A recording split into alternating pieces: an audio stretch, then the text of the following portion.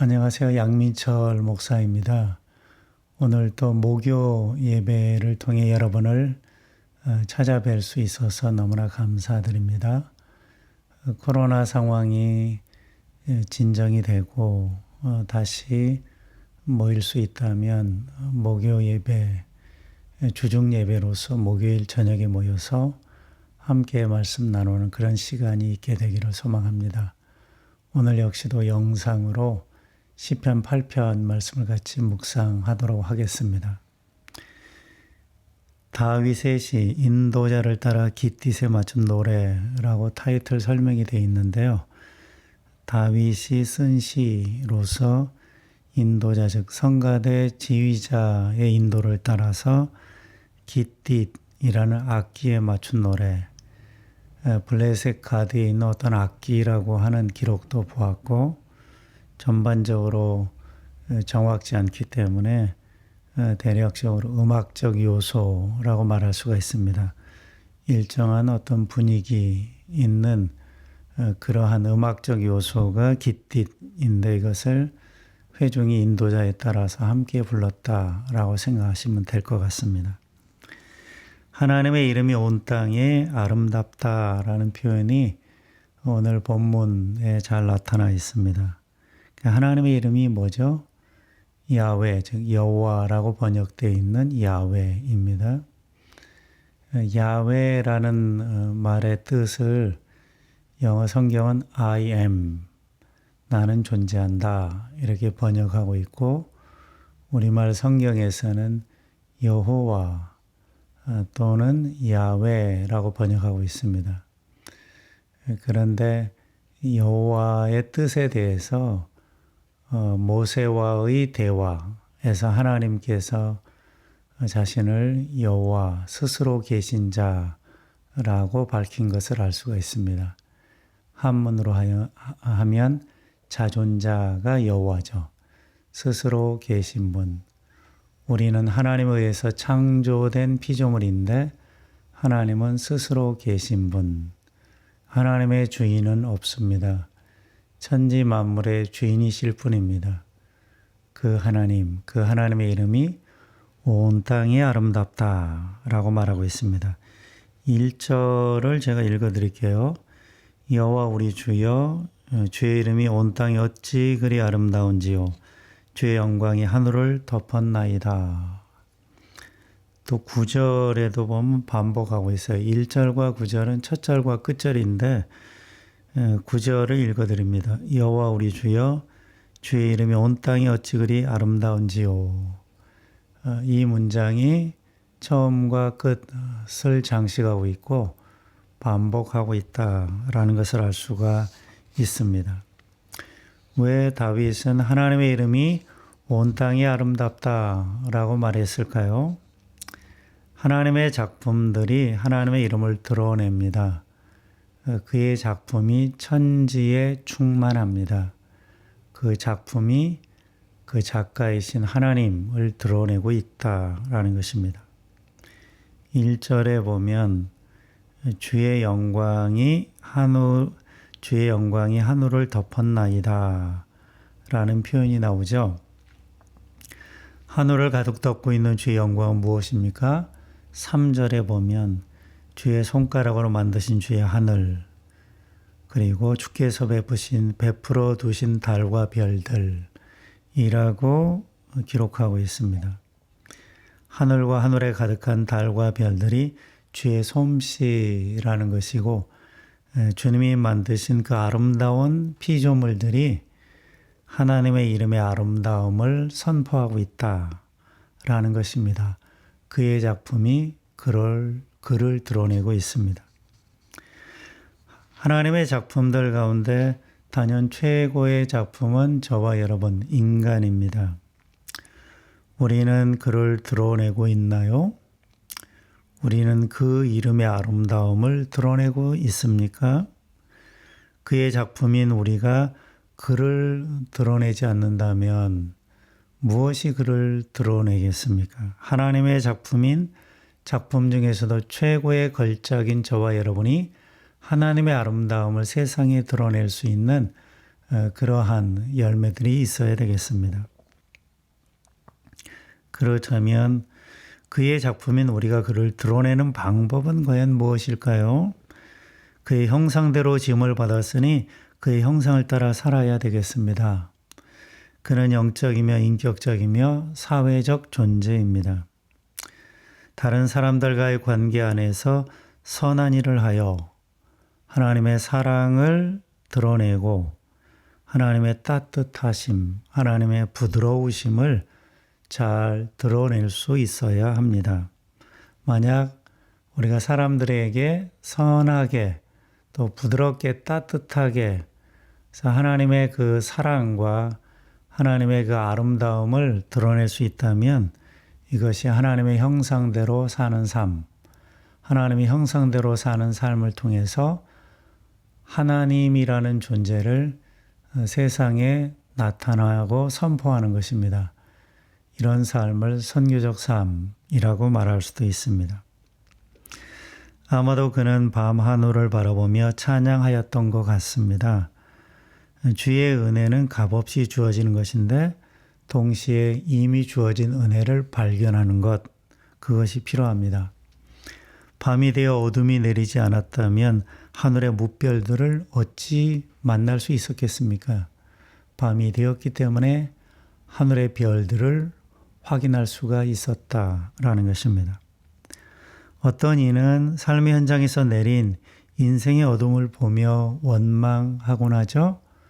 어찌하여 내게 이런 시련을 주셨습니까? 라고 투정을 부립니다. 하지만 어떤 이는 밝을 때 볼 수 없었던 은혜를 발견하고 밝을 때 깨닫지 못했던 것들을 깨닫고 하나님께 감사합니다. 어떤 종류의 사람이 되겠습니까?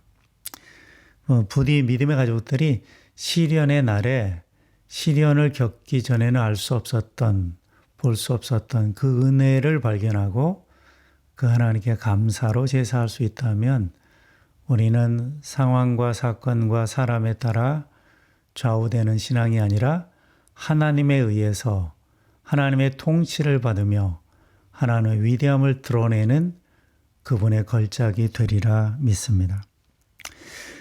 코로나19 바이러스로 인해서 전 세계가 팬데믹을 겪으면서 신앙인인 우리가 발견하는 것, 아마 이런 발견은 신앙을 떠나서 지구촌에 사는 모든 사람들의 깨달음이 다음 세 가지에 집중되지 아니할까 생각됩니다.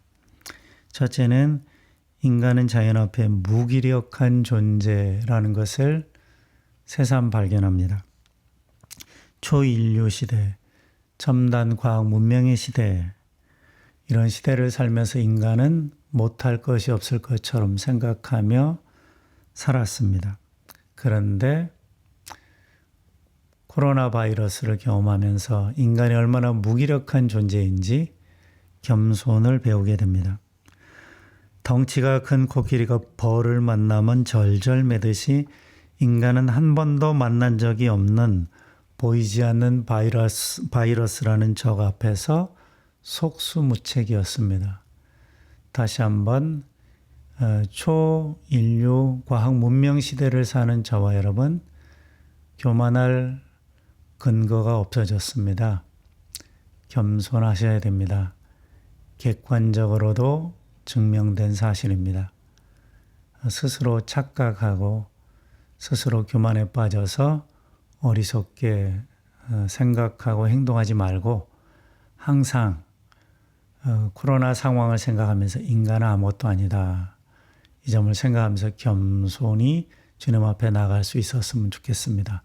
삶의 현장에서 만난 어려움이 겸손을 갖게 했다면 시련에도 불구하고 그는 합력하여 선을 이루게 될 것입니다. 코로나 바이러스로 인해서 발견하는 것, 인류는 더불어 사는 존재라는 것입니다.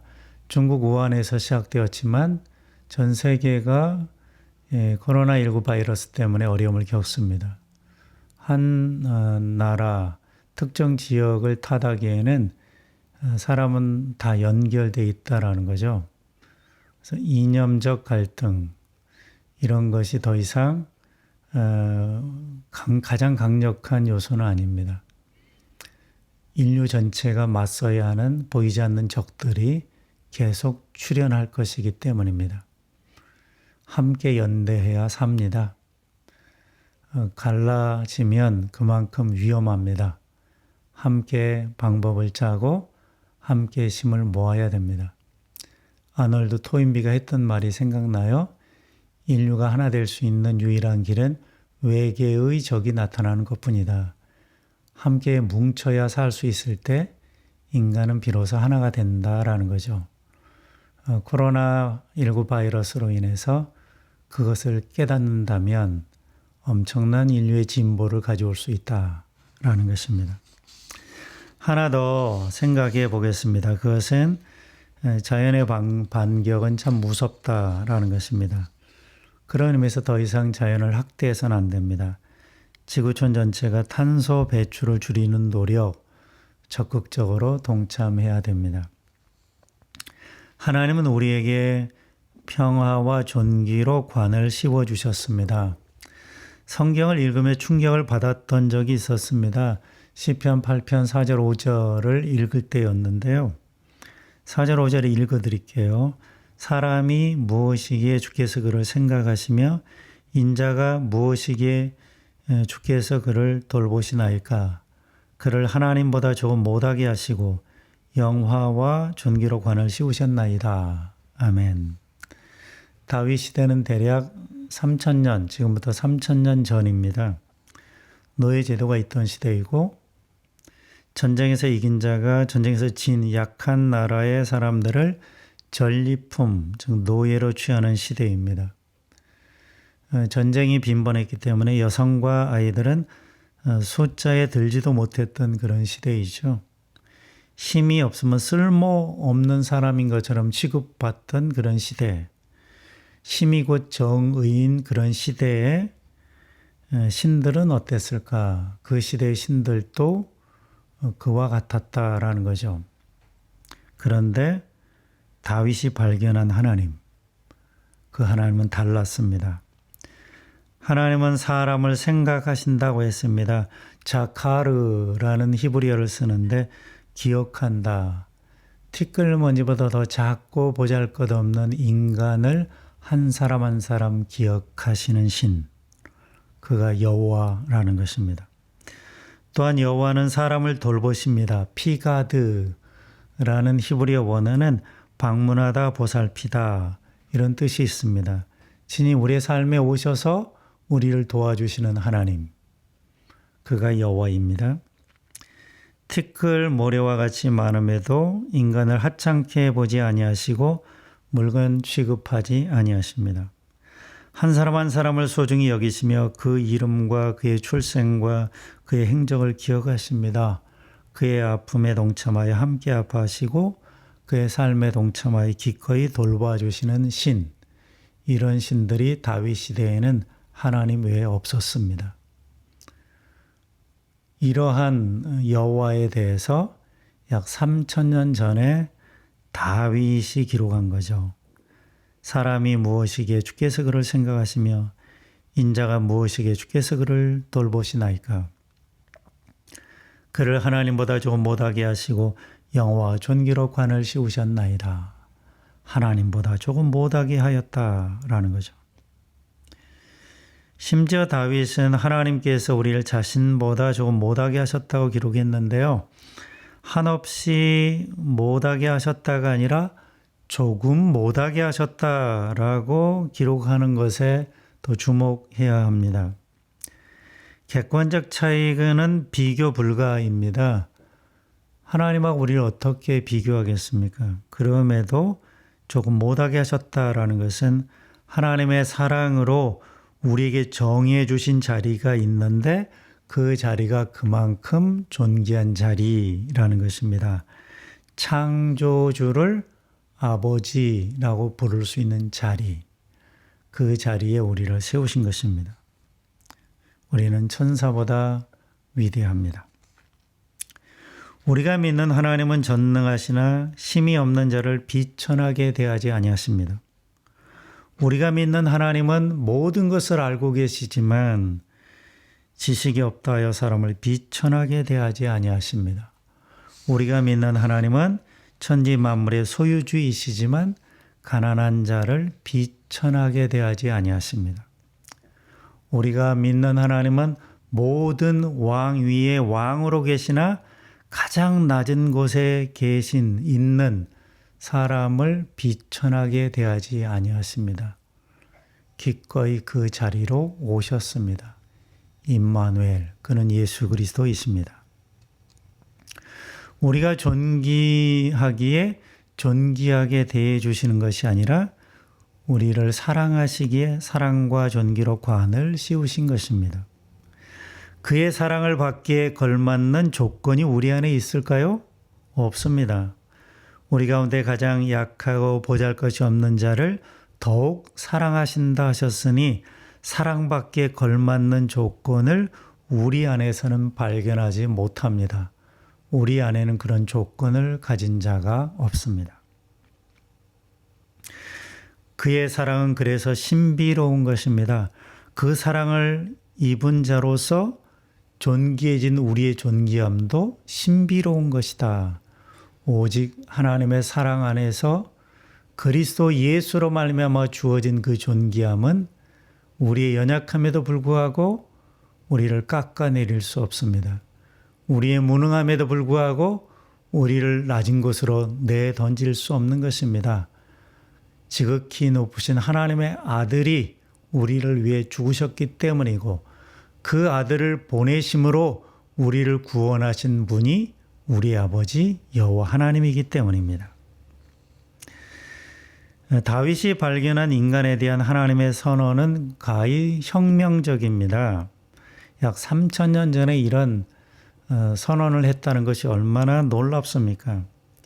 하나님 다음가는 존귀한 존재라는 시편 8편의 선언은 오늘날에도 계속되어야 합니다.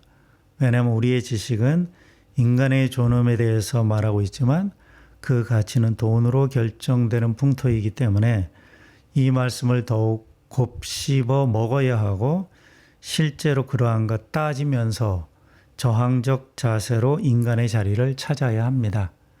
나의 자리도 그렇게 찾아야 하고 세상이 사람을 학대하거나 사람을 차별할 때 참을 수 없는 일이 되어야 합니다.